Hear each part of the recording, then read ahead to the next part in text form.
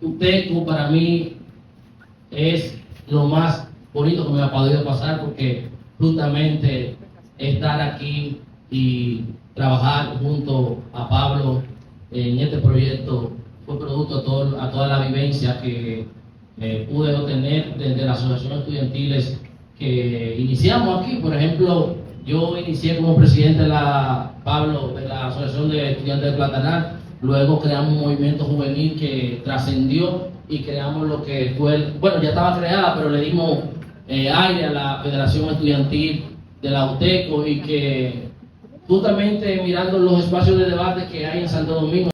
Y a la rectora, por supuesto, y a todas las personalidades que han venido el día de hoy, al vicerrector y sobre todo a Pablo Ulloa y a David por acompañarnos en esta jornada.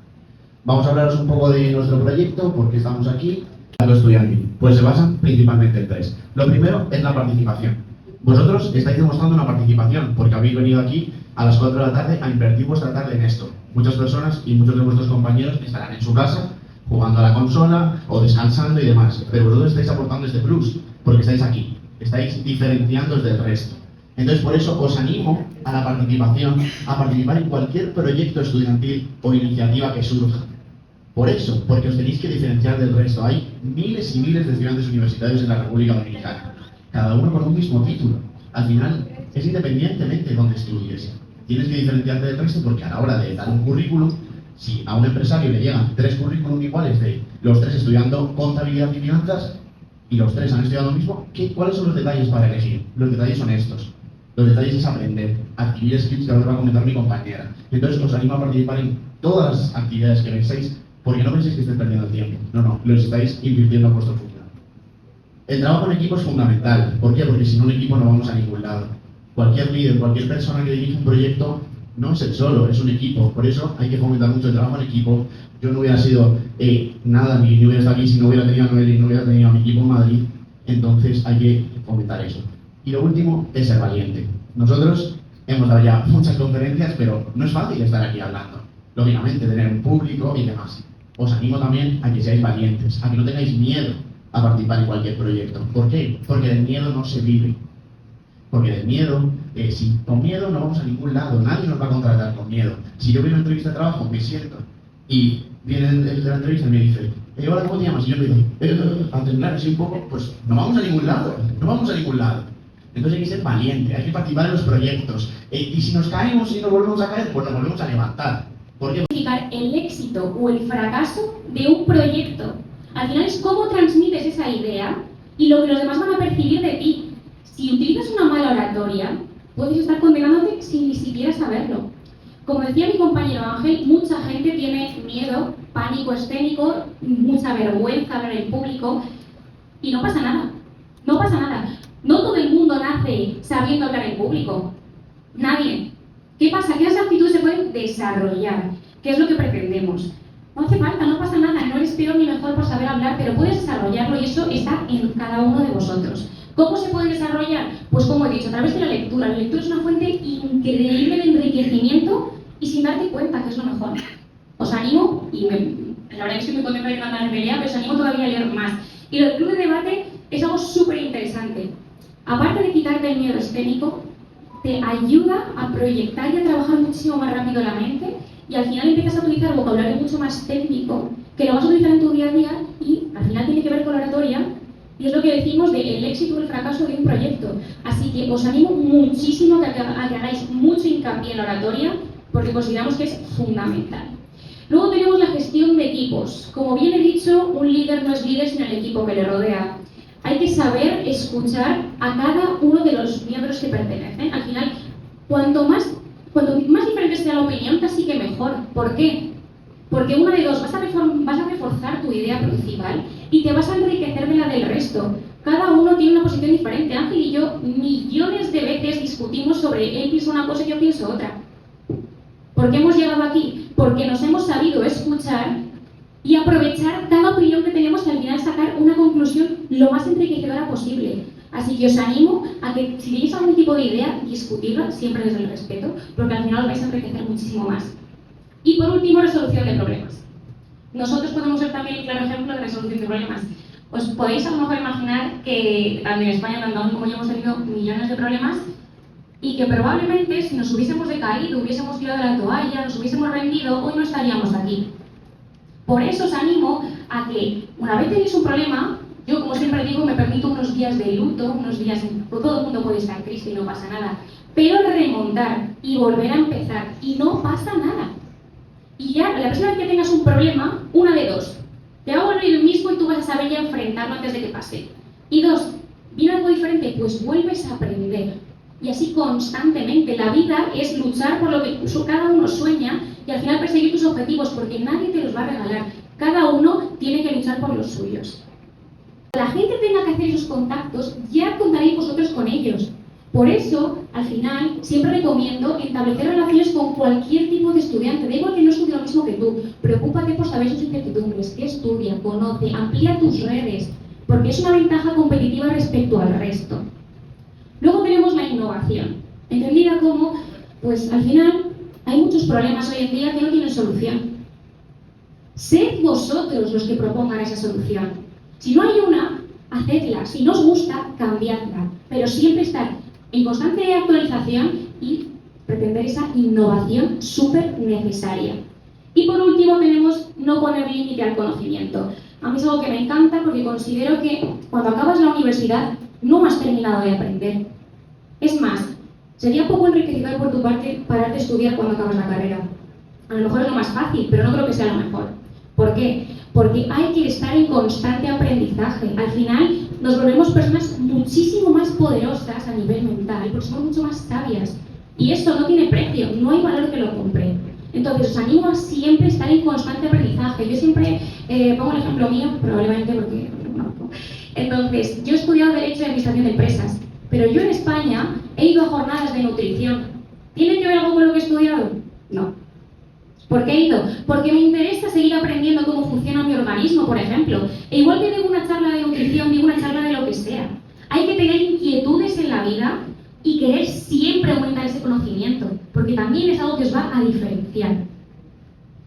Y bueno, dentro de todas estas oportunidades que encontramos, nos quedamos con esta frase que nos encanta a nosotros. Los pequeños detalles marcan la diferencia. Lo voy a volver a repetir. La clave es formar una red interuniversitaria muy grande y que nos ayudemos todos con todos. Al final es aportar nuestro granito de arena y que todo el mundo tenga esa oportunidad de aprender si es que lo quiere hacer. ¿Cómo se va a estructurar? Se va a estructurar de la siguiente manera. Se creará la figura del defensor universitario de República Dominicana, una figura a nivel global que representará a todos los defensores universitarios de todo el país. A través de esta figura se realizarán eventos como pueden ser torneo interuniversitario de debate, torneo interuniversitario de fútbol, de voleibol, de básquetbol, etc. Y muchísimas cosas más. Y luego tenemos el defensor universitario por universidad. Es decir, se creará un defensor universitario UTECO, un defensor universitario UAS, un defensor universitario UNFU. ¿Cuál será su labor? Todos estos defensores universitarios, como hemos dicho, no trabajan solos porque un líder no es líder sino por el equipo que lleva. Entonces se formarán equipos de trabajo en cada universidad que promoverán este tipo de jornadas, charlas en función de lo que quieran los estudiantes de esta universidad. Si vosotros queréis tener una jornada sobre cómo potenciar al máximo vuestra marca personal o la proyección en redes sociales profesionales o algo más orientado a alguna carrera en específico, vosotros sois los que decidís, siempre y cuando las autoridades estén de acuerdo, pero es verdad que sí, con el lema del respeto todo es posible. Entonces al final es una oportunidad para que la gente que a lo mejor no se ha planteado esas cosas pueda ir o pueda seguir adquiriendo ese conocimiento que hemos dicho que es tan necesario. Al final esto nace como un proyecto muy solidario para que los estudiantes puedan marcar un antes y un después en todos los estudiantes de República Dominicana del futuro. Al final es impactar a las generaciones futuras del país de forma muy solidaria, muy altruista y yo creo que muy generosa. Y bueno, un poco más que comentar que lo que ha hecho mi compañera, que lo ha explicado súper bien. El objetivo, por definirlo en 3 palabras, empoderar, difusión de derechos y deberes de todos los estudiantes y que los estudiantes encuentren un sitio, un nexo para debatir sobre ideas. El Poder Ejecutivo, el asesor del presidente y el honorable diputado, pero más que todo ustedes jóvenes.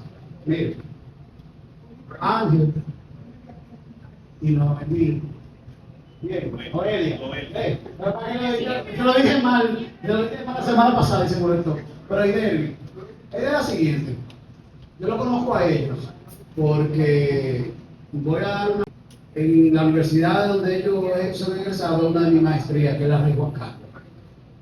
En el campus donde me toca dar esa conferencia es con el ministro de Interior de España, porque me une una relación porque quien fuera el ministro de Interior español en el gobierno de José Luis Paz Zapatero me marcó mucho desde el punto de vista político.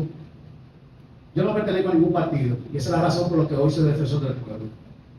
Justamente me impuso el sistema porque era el único que cumplía de la terna el hecho de no pertenecer a ningún partido político. Aún excluyéndome de la terna, tuvo el Congreso de la República que volverme a poner por la presión de los medios de comunicación de la sociedad organizada civil, y por eso hoy le estoy hablando a Pablo y no uno de los que sí eran políticos que estaban en la terna. Por eso quiero hablarlo claro para que entiendan mi diálogo con ustedes cuál es. ¿Qué pasa? Que esa conferencia a mí me marcó porque en ese campus yo estudié y yo todos los viernes a las 4 de la mañana tenía que llamar a mi mamá llorando porque no quería estar allá, porque yo había ido a estudiar con beca, pero mi mamá ya tenía el cáncer. Yo no quería ir, yo iba a rechazar la beca. Mi mamá me dijo que no, que ella siempre oró para que yo pudiera estudiar fuera, y gracias a Dios fue una de las tantas veces que pude estudiar. Y uno de los maestros de ellos, Felipe Baza, y yo estábamos hablando en su momento de hacer un postdoctorado. El doctorado que tengo de otra universidad, también española, pero estaba analizando la opción de hacer un postdoctorado, pensando en unas opciones que tenía fuera de República Dominicana, en Estados Unidos, específicamente con una universidad, para hacer unos estudios de investigación del área que a mí siempre me ha gustado, que es gobierno, política pública y sociedad. Y de eso es mi doctorado. Ahora, cuando conozco a los muchachos, me recuerdo, cuando estoy hablando con el ministro del Interior y con el rector de la universidad, de Rubalcaba, que era el ministro que había tenido muy buena relación, cuyo discípulo hoy es el jefe de gabinete adjunto de Pedro Sánchez, presidente de España. El muchacho que le está hablando es un muchacho que su mamá era secretaria de un hospital del cáncer que se llama el Oncológico, y la limitación fue parte de mi desarrollo, pero no me limitó. Por eso cuando ellos le hablan, yo me quedo pensando los skills, las habilidades que ellos le plantean, y una que a mí sí me ayudó mucho, que no tenía que ver con ninguna de las universidades que he estudiado, ni ninguno de los centros educativos, era un espacio que yo me dedicaba los viernes en la tarde de debate de filosofía política. Ahí participaban 4 o 5 amigos, junto con un señor que tenía muy buena formación de izquierda, don Carlos Pimentel, el papá de Carlos Pimentel, el que tengo presentaciones, pero realmente don Carlos era un sociólogo con una formación sólida en filosofía política.